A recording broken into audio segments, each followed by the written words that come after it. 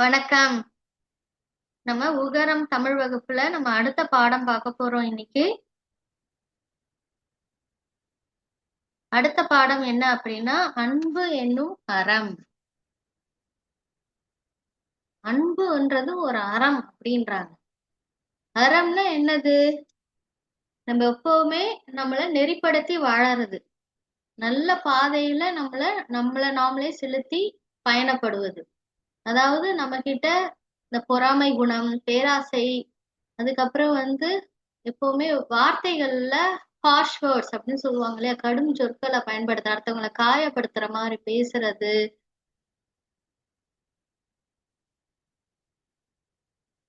அப்புறம் எப்பவுமே ரொம்ப அதிகப்படியான கோபம், இதெல்லாம் இல்லாம இருக்கிறது தான் என்னது அறம். அததான் இன்னொரு வார்த்தையில என்ன சொல்றாங்கன்னா அன்பு அப்படின்றாங்க. அன்பு எல்லார்கிட்டயும் அன்பு உள்ளவங்களா இருந்துட்டீங்கனாலே நீங்க இந்த கோபம், அதாவது அதிகப்படியான கோபம், சீனாம்னு சொல்லுவாங்க இல்லையா, அது உங்ககிட்ட வராது. அடுத்தது இந்த பொறாமைன்ற விஷயமே வராது. எல்லாரையும் நேசிக்க ஆரம்பிச்சுட்டீங்கன்னா பொறாமைன்றதே உங்ககிட்ட வராது. அன்புன்ற விஷயம் உங்ககிட்ட இருந்துச்சுன்னா எல்லார்கிட்டயுமே இனிமையா பேச ஆரம்பிப்பீங்க. இந்த தவறான வார்த்தைகளை பேட் வேர்ட்ஸ், ஹார்ஷ் வேர்ட்ஸ் இதெல்லாம் பயன்படுத்தவே மாட்டீங்க. எப்பவுமே அடுத்தவங்கள அதாவது பேராசை உங்ககிட்ட இருக்கும். ஆனா அடுத்தவங்கள பார்க்கும் பொழுது அந்த பொருள் நம்ம கிட்ட இல்லையேன்ற அந்த பேராசை, அதை நம்மளும் வாங்கணும்ன்றதுதான் என்னது பேராசை. இருக்கிறதே போதும்னு இருக்கிறது தான் என்னது அறம். அதையும் தாண்டி போறது என்னது அறமற்றது. சரிங்களா? அந்த பேராசைன்றது என்னது அறமற்றது. அதனால அன்பு இருந்துச்சுன்னா நீங்க தன்னாலேயே அறமுள்ளவங்களா மாறிடுவீங்க அப்படின்றது சொல்றாங்க. சரி, இங்க ஒருத்தர் அன்பா இருந்து அறத்தின் வழி போய் என்ன மாதிரி விஷயங்களை சாதிச்சார் அப்படின்ட்டு நமக்கு சொல்ல போறாங்க. யார் அவரு அப்படின்றதையும் நம்ம பார்க்க போறோம். இது ஒரு கதை மாதிரி தான் இங்கேயும் கொண்டு போறாங்க. ஒரு பெண்மணி, பெண்மணினா யார்? ஒரு லேடி, ஒரு விமன். அவங்க ஒரு பேருந்துன்னா என்னது பஸ், அதுக்காக காத்துக்கிட்டு இருக்காங்க. அவங்க ரொம்ப உழைச்சி டயர்டாயி நிக்கிறாங்க. ரொம்ப சோர்ந்து போய் களைப்பா நிக்கிறாங்க. அதாவது கிட்டத்தட்ட எத்தனை மணி நேரம் வேலை செஞ்சிருக்காங்க அப்படின்னா 12 மணி நேரம் வேலை செஞ்சிருக்காங்க. அவங்க ஏறி பேருந்துல ஒரு இருக்கையில அமர்றாங்க. அமர்ந்த உடனே போலீஸ் அவங்கள கைது பண்ணிடுது. ஏன் போலீஸ் கைது பண்ணுதுன்னா, உங்களுக்கு இந்த இந்த இருக்கையில அமர்றதுக்கான அனுமதி இல்லை. நீங்க எப்படி ஆஹ் ஆஹ் அனுமதி அனுமதி இல்லாத பொழுது இந்த இருக்கையில நீங்க எப்படி அமர்வீங்க? அது ஒரு குற்ற செயல் அப்படின்னு சொல்லிட்டு அவங்கள கைது பண்ணிட்டாங்க. ஏன் அவங்களுக்கு பேருந்துல இருக்கையில அமர்றதுக்கு அனுமதி இல்லை அப்படின்னா, அவங்கள அதாவது சொல்லுவாங்க இல்லையா, தாழ்ந்த இனம் அப்படின்ட்டு மனுஷங்களே பிரிச்சு வச்சிருக்காங்க. உயர்ந்த குலத்தவங்க, தாழ்ந்த குலத்தவங்க அப்படின்னு சொல்லிட்டு. தாழ்ந்த குலத்தவங்க எல்லாம் என்ன பண்ண மாட்டாங்கன்னா, அந்த மனுஷங்களே உயர்ந்த குலத்துல உள்ளவங்க என்ன பண்ணுவாங்க, அவங்களே பிரிச்சுக்கிட்டாங்க. நாங்க தான் உயர்ந்தவங்க, நீங்க எல்லாம் தாழ்ந்தவங்கன்னு. அப்படி பிரிச்ச அந்த உயர்ந்த மனுஷங்கலாம் இருக்காங்க இல்லையா, அவங்க என்ன சொல்லுவாங்கன்னா, கோயிலுக்குள்ள வரக்கூடாது, நீங்க வீட்டுக்குள்ள வரக்கூடாது, அடுத்தது எங்க வீட்டு பொருளெல்லாம் நீங்க தொடக்கூடாது. உயர்ந்த சாதி ஸ்கூல்ல கூட என்ன பண்ணுவாங்க, உயர்ந்த சாதி பக்கத்துல தாழ்ந்த சாதி பசங்க உட்காரக்கூடாது. அதே மாதிரி எங்கேயுமே அவங்களுக்கு உரிமை கிடையாது. இந்த பஸ்ல, இந்த பேருந்துல பாருங்க, அங்க கூட உட்கார்றதுக்கு அவங்களுக்கு அனுமதி கிடையாது. உயர்ந்தவங்க மட்டும்தான் உட்காரணுமா. தாழ்ந்தவங்க இவங்களா பிரிச்சு வச்சிருக்காங்க இல்லையா, அவங்க உட்காரக்கூடாதான். இதெல்லாம் நியாயமே இல்லை இல்லையா? மனுஷங்கன்னா கடவுள் படைப்புல எல்லாரும் ஒருத்தவங்க ஒண்ணுதான். கடவுள் யாரையும் பிரிச்சு படைக்கலையே. ஆனா மனுஷங்களே அவங்களுக்குள்ள பிரிச்சு இந்த மாதிரி படைச்சு வித்தியாசம் பார்த்து மத்தவங்களை என்ன பண்றாங்க, கஷ்டப்படுத்துறாங்க. அதே மாதிரி இந்த பெண்மணிய தாழ்ந்த குலம், நீங்க தாழ்ந்த இனத்தவங்க. இந்த அமெரிக்கால பாத்தீங்கன்னா வெள்ளையர்கள் கருப்பர்கள்னு இருப்பாங்க. அவங்களே பிரிச்சிருப்பாங்க. வெள்ளையா இருக்கிறவங்க உயர்ந்தவன், வெள்ளையா இருக்கிறவங்க உயர்ந்தவங்க, கருப்பா இருக்கிறவங்க தாழ்ந்தவங்க. கருப்பர் இனத்தவர் எல்லாம் அந்த வெள்ளை அமெரிக்கர்கள்லாம் வந்து என்ன பண்ணுவாங்கனாக்கா மதிக்க மாட்டாங்க. அவங்களுக்கு எந்த உரிமையும் கொடுக்க மாட்டாங்க. சரிங்களா? அந்த மாதிரிதான் இந்த பெண்மணி கருப்பர் இனத்தை சேர்ந்தவங்க. அவங்களுக்கு எந்த உரிமையும் கிடையாதுன்னு சொல்லிட்டு அவங்க அனுமதி இல்லாம அந்த இருக்கையில் அமர்ந்ததுனால அவங்க கைது பண்ணிட்டாங்க. கைது பண்ண உடனே என்ன ஆயிடுச்சு அப்படின்னா இந்த செய்தி நாடு முழுவதும் பரவிடுச்சு. இத ஒருத்தர் கேள்விப்படுறார். கேள்விப்பட்ட உடனே அவருக்கு அவருடைய சின்ன வயசு ஞாபகம் வருது. அவருடைய பள்ளி பருவம் ஸ்கூல் படிக்கும் பொழுது அவங்க எல்லாம் சுற்றுலா போறாங்க, டூர் போறாங்க. அப்படி டூர் போகும் பொழுது அந்த பஸ்ல அந்த பேருந்துல இவரு வந்து கருப்பர் இனம் அப்படின்னு சொல்லிட்டு அந்த வெள்ளை இனத்தவர் அவங்க உயர்ந்தவங்க இவங்க தாழ்ந்தவங்க நினைச்சிட்டு இருக்காங்க பாருங்க. அவங்க என்ன பண்ணிட்டாங்கன்னா இந்த இவரை வந்து பேருந்துல உட்காரவே அனுமதிக்கல. அவருக்கு அந்த உரிமை கிடையாதுன்னு சொல்லிட்டு கிட்டத்தட்ட அவரு வந்து 90 மைல் தூரத்தை நின்னபடியே பயணம் செஞ்சாராம். 90 மைல்னா எத்தனை கிலோமீட்டர்? கிட்டத்தட்ட 140 கிலோமீட்டர். 140 கிலோமீட்டர் நின்றுகிட்டே வந்திருக்காரு செல்லகுட்டீஸ். 140 கிலோமீட்டர்னா கிட்டத்தட்ட 5 மணி நேரம் 6 மணி நேரம் ஆகும்.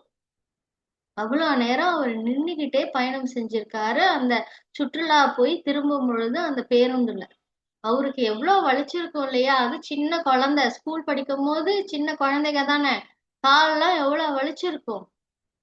இப்ப அவர் என்ன அத வந்து நினைச்சு பாக்குறாரு. நினைச்சு பார்த்து நமக்கு எப்படி இருந்ததோ அதே மாதிரிதான் இந்த பெண்மணிக்கு உரிமை மறுத்திருக்காங்க.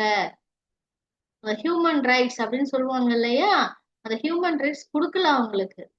இத வந்து நம்ம சும்மா விடக்கூடாது. நம்ம இப்படியே அமைதியா இருந்தோம்னா நம்ம பாதிக்கப்பட்டோம். இப்ப இதே மாதிரி இந்த பெண்மணி பாதிக்கப்பட்டாங்க. இனி வரும் காலத்துல இதே மாதிரி தாழ்ந்த இனம் கருப்பர் இனம்னு சொல்லி நம்மள ஒதுக்கி வச்சுக்கிட்டே போக ஆரம்பிப்பாங்க. இனி வர ஜெனரேஷனும் பாதிக்கப்படுவாங்க அப்படின்னு சொல்லிட்டு இவர் வந்து என்ன பண்ணாருனாக்கா நம்ம வந்து போய் பேசினா நமக்கு எதுவுமே நம்மளை கண்டுக்க மாட்டாங்க, மரியாதை கொடுக்க மாட்டாங்க. அதனால நம்ம இனிமே போராடணும் அப்படின்ற முடிவுக்கு வந்தார். போராடிதான் நம்மளுடைய உரிமைய நம்ம வாங்கணும் அப்படின்னு சொல்லிட்டு போராடணும்ன்ற சிந்தனை வந்தது. போராடணும்னா அவரு எந்த மாதிரி போராட்டத்தை பண்ணணும்னு நினைச்சாரு? காந்தி வழியில போராடணும்னு நினைச்சாரு. சரிங்களா? வன்முறையை செய்யக்கூடாது. போராட்டம்னால என்ன பண்ணுவாங்க? கல் எடுத்து எறிவாங்க, போற வரவங்களை அடிப்பாங்க, பஸ்ஸ உடைப்பாங்க. இந்த மாதிரி செய்யக்கூடாது. வன்முறைன்னா அது வயலன்ஸ். அத காந்தி நம்மளுடைய காந்தி தாத்தா இருக்காங்க இல்லையா? அத அவர் விரும்பல. அவர் என்ன பண்ணாரு? அகிம்சை வழி அற வழியில போராடினார். ஏன் அவர் அற வழியில போராடணும்னு என்ன வந்ததுன்னா அவர் எதிரிகளை கூட நேசிச்சார். எதிரிகள் கிட்ட கூட அன்பு செலுத்தினார். எதிரிகளை கூட யாரு நேசிக்கிறாங்களோ அவங்களுக்குதான் அற வழியில போராடணும்ன்ற எண்ணம் வரும். எதிரிகளை நேசிக்கிறவங்க எதிரிகளுக்கு துன்பம் கொடுக்க கூடாதுன்னு நினைப்பாங்க. சரிங்களா? அப்ப வந்து அந்த அன்புதான் என்ன பண்ணுச்சு காந்திஜிய அற வழியில போராட வச்சு நம்ம நாட்டுக்கு சுதந்திரத்தை கொடுக்குது. அதே மாதிரிதான் இவர் என்ன பண்ணாரு? காந்தியடிகள் வழியில நம்மளும் அற வழியில அமைதியான முறையில போராடணும். அப்படி போராடினாதான் நமக்கு உரிமை கிடைக்கும்ட்டு என்ன பண்ணாரு? எதிரிகளை கூட இவரும் நேசிச்சு அவங்களுக்கு துன்பம் கொடுக்க கூடாதுன்ட்டு அற வழியில அமைதி வழியில போராட ஆரம்பிச்சார். அதுக்காக தன்னுடைய இனத்து மக்கள் எல்லாரையும் என்ன பண்ணாங்க? யாரெல்லாம் அவங்க கருப்பர் இனம் தாழ்ந்த இனம்னு சொன்னாங்களோ அந்த மக்கள் எல்லாம் ஒண்ணு திரட்டி ஒரு ஒரு இடத்துல என்ன பண்ணாரு? போராட்டம் பண்ண ஆரம்பிச்சார். ஆனா அந்த அரசு கவர்மெண்ட் இருக்கு இல்லையா? அவங்கள போராட விடல. பல வழியில அந்த போராட்டத்தை தடுக்க முயற்சி செஞ்சாங்க. அவங்களுக்கு துன்பம் கொடுத்தாங்க. சரிங்களா? இப்படி காந்தியடிகள் எப்படி சுதந்திரத்துக்காக போராடும் பொழுது அந்த பிரிட்டிஷ்லாம் என்ன பண்ணாங்க? குச்சால அடிப்பாங்க, துப்பாக்கியால சுடுவாங்க. அவங்க என்ன செஞ்சாலும் அவங்க தொடர்ந்து போராடினாங்க இல்லையா காந்தியடிகள்? பரவாயில்ல, நீ என்ன பண்ணாலும் நான் அமைதியா இருந்து எல்லாத்தையும் வாங்கிக்கிட்டு போராடுவேன்னு சொன்னாங்க இல்லையா? அதே மாதிரிதான் இவரும் அந்த இனத்த மக்களும் அமைதியான வழியில அவங்க என்ன செஞ்சாலும் பொறுத்துக்கிட்டு எதுக்கும் பயப்படாம அஞ்சாம இருக்கிறதுனா எனக்கு பயப்படாம இருக்கிறது. அதே அமைதியான முறையில அற வழியில போராடினாங்க. எத்தனை நாள் போராடினாங்க அப்படின்னா கிட்டத்தட்ட 381 நாள். அப்படின்னா என்னத்த 1 வருஷத்துக்கு மேல போராடினாங்க. அவ்வளவு அடிகள் வலிகள் எல்லாத்தையும் தாங்கிக்கிட்டு. கடைசியா கவர்மெண்டே என்ன ஆயிடுச்சு, இறங்கி வந்துடுச்சு. நம்ம என்ன செஞ்சாலும் இவன் அமைதியா இருக்கானே, என்ன செஞ்சாலும் எதிர்த்து நம்மள அடிக்காம அமைதியா போராடுறாங்களே அப்படின்னு சொல்லிட்டு அவங்களுக்கே அவங்க மேல இரக்கம் வந்துடுச்சு. இரக்கம் 381 நாள் கழிச்சு அந்த மக்களுக்கு பேருந்துல அமர்றதுக்கான உரிமையை கொடுத்தாங்க. அந்த மக்களுக்கு எல்லா விதமான உரிமைகளையும் கொடுக்க ஆரம்பிச்சாங்க. அந்த போராட்டம் வெற்றியை கொடுத்தது. சரிங்களா? இதே மாதிரி அவர் என்ன பண்ணாரு, இந்த போராட்டம் வெற்றி அடைஞ்சிடுச்சு. இதே மாதிரி பல்வேறு இடங்கள்ல இதே மாதிரி மக்களுக்கு உரிமைகள் மறுக்கப்படுது இல்லையா, அங்கெல்லாம் போய் நம்ம இதே மாதிரி அமைதி வழியில போராடணும்னு சொல்லிட்டு தொடர்ந்து அவர் என்ன பண்ணாரு, மக்களுக்காக போராட ஆரம்பிச்சார். இப்படி அவர் போராடி போராடி அவர் கொள்கையில ரொம்ப உறுதியா இருந்தார் இல்லையா, உலக மக்களுக்காக உரிமையை வாங்கி தரதுல, போராட்டத்துல அந்த கொள்கையில உரிமையா இருந்ததுனால அவருக்கு சின்ன வயசுலேயே, இளமை பருவத்திலேயே நோபல் பரிசு கிடைச்சது. உலக அமைதிக்கான நோபல் பரிசு அது அவருக்கு கிடைச்சது. அவர் யார் அப்படின்னா, அவரோட பெயர் மார்ட்டின் லூதர் கிங். இவருக்கு அமெரிக்கா நாட்டை சேர்ந்தவர். இவர் அகிம்சை, அதாவது அற வழியில நான் வயலன்ஸ் அப்படின்றதுதான் இவரோட கொள்கை. காந்தியடிகளோட ஃபார்முலா அதை அப்படியே ஃபாலோ பண்ணி இவர் மக்களுக்காக நிறைய உரிமைகளை வாங்கி கொடுத்து வெற்றியும் அடைஞ்சிருக்காரு. இன்னைக்கும் அவரை பத்தி பேசிட்டு இருக்கோம். அழியா புகழ் பெற்று நிக்கிறாரு அப்படின்றதுதான் இந்த பாடப்பகுதி. அதனால இதுல நம்ம என்ன கத்துக்கணும் அப்படின்னா, நம்ம எப்பவுமே அன்புள்ளவங்களா இருக்கணும். அப்படி இருந்தாதான் நம்ம அறம் உள்ளவங்களா இருக்க முடியும். எல்லா உயிர்களிடத்தும், சின்ன புல் பூண்டுல இருந்து 6 அறிவு உள்ள மனுஷன் வரைக்கும் எல்லா உயிரினங்களுக்கும் அன்புள்ளவங்களா இருக்கணும். அப்படி இருந்தாதான் நம்ம அற வழியில போக முடியும். அற வழியில போனாதான் நம்மளால ஜெயிக்க முடியும். எப்பவுமே வயலன்ஸ்ன்ற பக்கமே நம்ம போக கூடாது. இதுதான் நம்ம கத்துக்கணும் இதுல இருந்து. சரிங்களா? சரி, அடுத்தது மூலிகை மருத்துவம். இந்த பாடம் என்ன சொல்லுது அப்படின்னு பார்ப்போம். மூலிகை அப்படின்னாலே என்னது, தாவர வகைகள். தாவரத்துல இருந்து கிடைக்கக்கூடிய இலை, வேர், அந்த பட்டைகள் இதெல்லாம் இருக்கு இல்லையா, மரம் செடி கொடியில இருந்து கிடைக்கக்கூடிய அந்த பூ, இது எல்லாமே காய் கனிகள், இது எல்லாமே மூலிகைய முக்காவாசி பாத்தீங்கன்னா மூலிகை. மூலிகைன்னா என்னன்னாக்கா, அது மருத்துவம் குணம் கொண்டது, அதாவது நோய்களை குணப்படுத்தக்கூடியது. இங்க என்னென்ன மூலிகைகள் நமக்கு நோய்களை குணப்படுத்த உதவுது அப்படின்னு சொல்லிட்டு இந்த பாடப்பகுதியில சில மூலிகைகள் பத்தி கொடுத்திருக்காங்க.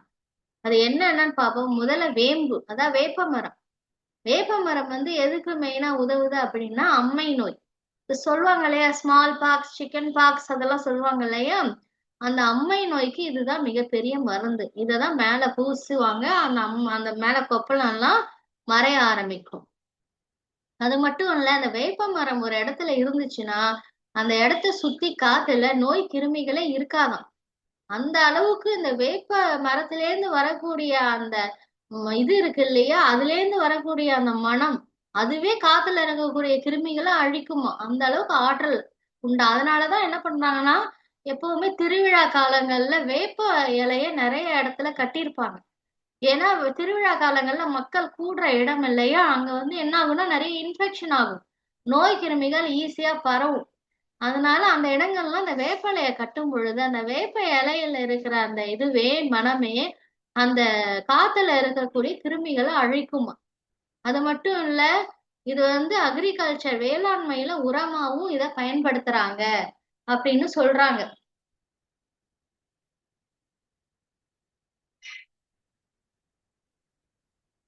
இது பூச்சிக்கொல்லியாவும் பயன்படுது. சரிங்களா? இதை எடுத்து காய வச்சு அதை என்ன பண்ணுவாங்க, நிலத்துல போடும் பொழுது நிலத்துல மண்ணுல இருக்கிற பூச்சி அந்த கிருமிகள் எல்லாம் என்ன ஆயிடும், அழிஞ்சிரும். அப்புறம் வேப்பங்குச்சி, இப்பதான் நம்ம பிரஷ் எல்லாம், டூத் பிரஷ் எல்லாம் பயன்படுத்துறோம். அந்த காலத்துல வேப்பங்குச்சியை தான் பல்லு விளக்கறதுக்கு எல்லாம் பயன்படுத்துவாங்க. பல்லுல இருக்கிற அழுக்கு பூச்சி எல்லாத்தையும் எடுத்துரும். அதே மாதிரி வேப்பம் பூ பார்த்திருப்பீங்க, குட்டி குட்டியா அது பாக்குறதுக்கு வெள்ளை, ஒரு மாதிரி எல்லோ வெள்ளையும் கலந்த மாதிரி இருக்கும். அந்த பூ என்ன பண்ணும்னா நம்ம வயிற்றுல இருக்கிற புண்கள், அதான் அல்சர் சொல்லுவாங்க இல்லையா, அதெல்லாம் சரியாக்குமா. அப்ப வேப்ப மரத்துக்கு எவ்வளோ மருத்துவ குணங்கள் இருக்கு பாருங்க. சரிங்களா? நிச்சயமா உங்க வீட்டு பக்கத்துல எங்கேயாவது இடம் இருந்துச்சுன்னா நீங்களும் ஒரு வேப்ப மரம் வளருங்க. அடுத்தது துளசி. துளசி இது வீட்டிலேயே வளர்க்கக்கூடிய ஒரு செடி தான். இது வந்து மூலிகைகளின் அரசி அப்படின்னு சொல்றாங்க. அரசினா என்னது? ஒரு அரசன் அரசி இருக்காங்கன்னா அவங்கதான் எல்லாத்துக்கும் ஹெட் இல்லையா? அந்த மாதிரி இது அரசி அப்படின்னு சொல்றாங்க. இது பெண் பால்ல சொல்றாங்க. இது என்ன பண்ணும் நம்ம உடம்புல உள்ள கபம் அதாவது சளி சொல்லுவாங்க இல்லையா? அதெல்லாம் நீக்குமா. இது சிறந்த கிருமி நாசினி அப்படின்றாங்க. ஜெர்மிசைடு அப்படின்றாங்க. அதாவது நம்ம உடம்புல உள்ள கிருமிகள்லாம் அழிக்கக்கூடிய ஆற்றல் இதுக்கு இருக்கு. அதனால டெய்லி ஒரு துளசி முடிஞ்சா சாப்பிடுங்க. அடுத்தது சிறுப்பு இலை. சிறுப்பு இலைன்றது என்னன்னா விஷ கடியெல்லாம் இருக்கு இல்லையா? இப்ப வந்து ஒரு வண்டு கடிச்சிருச்சு, அந்த மாதிரி பூச்சி ஏதாவது கடிச்சிருச்சு அப்படின்னா அது நம்ம உடம்புக்கு விஷம்தான். அந்த விஷம் எல்லாம் போகணும்னா இதை என்ன பண்ணுவாங்கன்னா இந்த சிறுப்பு இலைய கஷாயமாக்கி அந்த இலை, இந்த பூ, அந்த வேர் இதெல்லாம் போட்டு கொதிக்க வச்சு அந்த தண்ணியை குடிச்சாங்கன்னா உடம்புல உள்ள அந்த விஷம் இறங்கிடும். அதே மாதிரி நம்ம கிட்னி சிறுநீரகம் இருக்கு இல்லையா? அதுல கல் எல்லாம் வருது இல்லையா? கிட்னி ஸ்டோன்ஸ் அதெல்லாம் வந்து சரிப்படுத்தக்கூடிய கிட்னியை சரியாக கிட்னில எந்த ப்ராப்ளம் வந்தாலும் இந்த சிறுநீரகத்துல அது சரி பண்ணக்கூடிய ஒரு தாவரம், ஒரு மூலிகை செடியா இது இருக்கு. இதே மாதிரி தண்ணியில போட்டு காய்ச்சி குடிப்பாங்க. இத அறுவை சிகிச்சை மூலிகைன்னு சொல்றாங்க. ஏன் அப்படின்னா இப்ப கல் இருந்துச்சுன்னா அதை என்ன பண்ணணும்? அறுவை சிகிச்சை பண்ணி தான் அதெல்லாம் நம்ம ரிமூவ் பண்ண முடியும். ஆனா இது என்ன பண்ணும்னா இதை வந்து தண்ணியில கொதிக்க வச்சு குடிக்கும் பொழுது அறுவை சிகிச்சை பண்ணி எப்படி கல்லை எடுக்கிறோமோ அதே மாதிரி இது ஆட்டோமேட்டிக்கா அந்த கல்லை வெளியில கொண்டு வந்துருமா. சரிங்களா? அறுவை சிகிச்சையே இல்லாமயே இயற்கையான முறையிலே அந்த கல்லை கொண்டு வந்துருமா. அப்படியே முழுசாவே அந்த கல் வெளியில வந்துரும். அறுவை சிகிச்சை பண்ணா முழுசா அந்த கல்லை எடுக்கிறாங்க இல்லையா? அதே மாதிரி இது முழுசாவே இந்த கல்லை வெளியில யூரின்ல கொண்டு வந்துரும். அதனால இது என்ன சொல்றாங்க? அறுவை சிகிச்சை மூலிகைன்னு சொல்றாங்க. இன்னொன்னு வந்து ஆவாரை. ஆவாரம் செடி நீங்க பார்த்திருப்பீங்க. மஞ்சள் கலர்ல பூ பூத்து இருக்கும். இது வந்து டயாபெட்டிஸ் அதாவது நீரிழிவு நோயின்னுவாங்க. அதுக்கு வந்து இது மிகப்பெரிய மருந்து. இந்த ஆவாரைய வந்து என்ன பண்ணுவாங்கன்னா செடி, வேரு, இலை எல்லாத்தையும் ஒண்ணா போட்டு காய்ச்சி குடிக்கும் பொழுது அது வந்து என்ன ஆகும்? நம்ம உடம்புல உள்ள சர்க்கரைய சரி பண்ணும். அதிக அளவு சர்க்கரைய சரி பண்ணும். புற்றுநோய் கேன்சருக்கு இது மிகப்பெரிய மருந்து அப்படின்னு சொல்றாங்க. இது என்னன்னு சொல்றாங்கன்னா ஆவாரை பூத்திருக்க சாவாரை கண்டதுண்டோ அப்படின்றாங்க. அதாவது ஆவாரம் பூ சாப்பிட்டா அது உடம்புல உள்ள பலவிதமான நோய்களுக்கு மருந்துன்றாங்க. சரிங்களா? சாவாரை கண்டதுண்டோன்னா என்னது? சாவாரை கண்டதுண்டோனா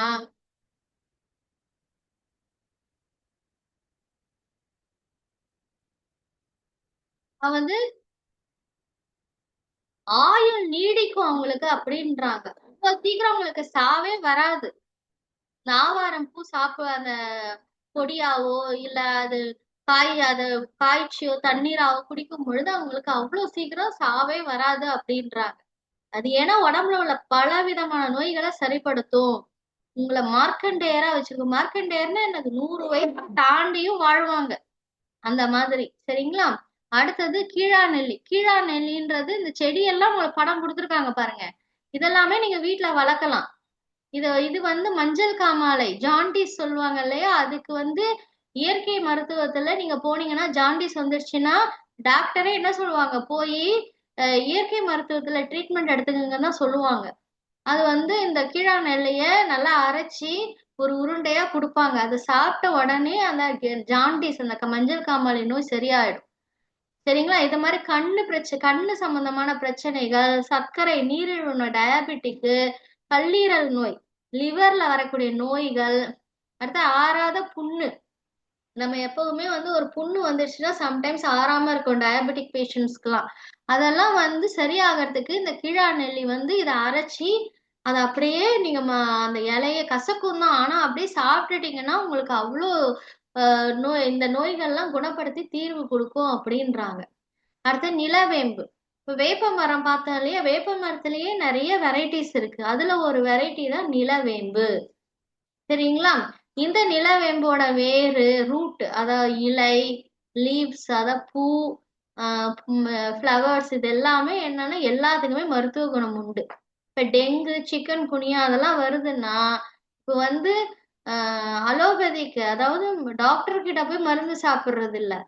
அவங்களே என்ன சொல்றாங்க? இந்த நிலவேம்பு கஷாயம் குடிங்க. இதுதான் சொல்லுவாங்க. குடிக்கும் பொழுது டெங்கு, சிக்கன் குனியா அதெல்லாம் கொசுவால வரக்கூடிய நோய் இதெல்லாம் சரியாயிடுது அப்படின்றாங்க. அதே மாதிரி டெங்கு, சிக்கன் குனியால வந்துச்சுன்னா தட்டணுக்கள், அதாவது பிளேட்லெட்ஸ் இருக்கு இல்லையா, அதோட எண்ணிக்கை குறைஞ்சிரும். குறைஞ்சிருச்சுன்னா நம்ம இறந்துடுவோம்.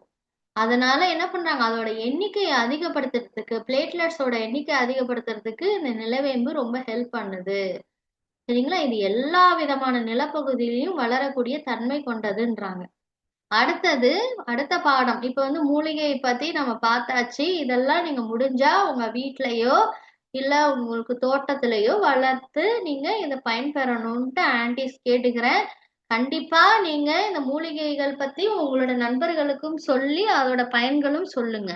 அடுத்தது பாடம் உடல் நலம் காப்போம். உடல் நலம் காப்போம். உடல் நலம் காப்போம்னா நம்ம உடலை எப்படி ஆரோக்கியமா வச்சு பாதுகாக்கிறது, அதுதான் இந்த பாடப்பகுதி. இதுல 2 பேர் உரையாடுறாங்க, கலந்துரையாடுறாங்க. ஒருத்தங்க வந்து யாருன்னா, அதாவது சக்தி. இன்னொருத்தர் யாருன்னா சைலேந்திரர். சக்தி யாரு அப்படின்னா ஒரு ஜேர்னலிஸ்ட்.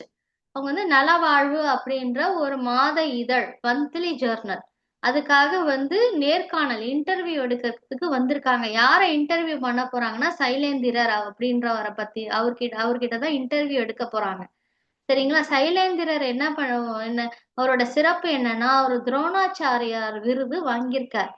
இந்திய அரசு வந்து என்ன பண்ணுதுன்னா, துரோணாச்சாரிய துரோணாச்சாரிய விருதுன்னு ஒண்ணு கொடுக்குது. அது யாருக்கு கொடுக்குதுன்னா, இப்ப விளையாட்டு வீரர்கள் இருக்காங்க இல்லையா, அவங்களுக்கு இந்த விருதை கொடுக்குறாங்க.